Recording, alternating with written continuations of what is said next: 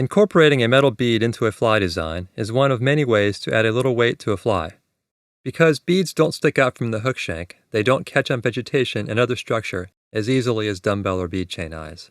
While often thought of as a component of freshwater trout flies, beads are equally useful, and I believe very underused, in warmwater and saltwater flies.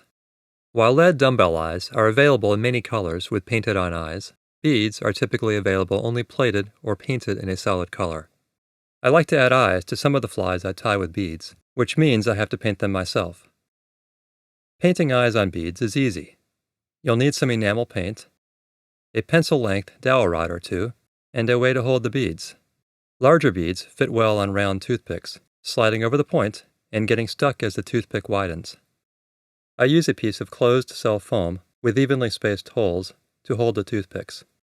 A piece of styrofoam or packing foam, or even a few layers of cardboard, will also work fine. The first step is to get the beads situated on the toothpicks. I slide the beads in place with the larger hole towards the bottom.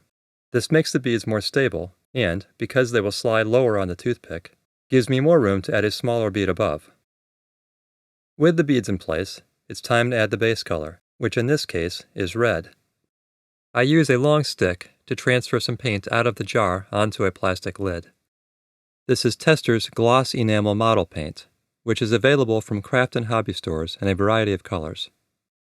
Dowel rods work better than a traditional paintbrush for painting eyes. You can either use 2 dowel rods of different diameters, or a larger diameter rod with the end sharpened to the right diameter using a pencil sharpener. Dip the end of a dowel rod into the paint. Then remove a toothpick from the holder and touch the dowel to the bead to place an eyeball on each side. This is detail work, and you'll want to find a position that allows you to be very stable. I rest both of my elbows on the tying table with my hands touching. Braced like this, I can make very precise, controlled movements. It will take some trial and error to figure out how much paint to use and how many beads you can finish before getting more paint. Once you get on a roll, the process is quick.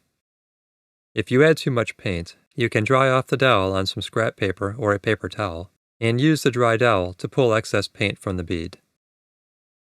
You'll need to give the paint a little while to dry after the base color is added. The paint doesn't need to dry completely, just enough that the two colors won't mix when you add the second layer. Use the dowel with the smaller end to paint on the pupil.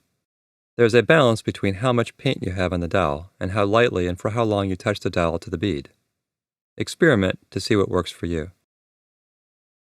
When the eyes are all painted, set them aside to dry, and use a paper towel to clean the remaining paint off of the dowel rods. I use the paint left on the plastic lid to gauge when the beads are dry enough to store. I store beads, separated by size and color, in an old fly box.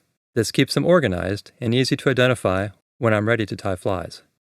These same painting techniques, with a different holder, also work well for dumbbell and hourglass eyes. If you're interested in tying the Cyclops baitfish, the fly shown here, you'll find a tying video on our YouTube channel. Thank you for watching. If you enjoyed this video and would like to see more like it, please subscribe.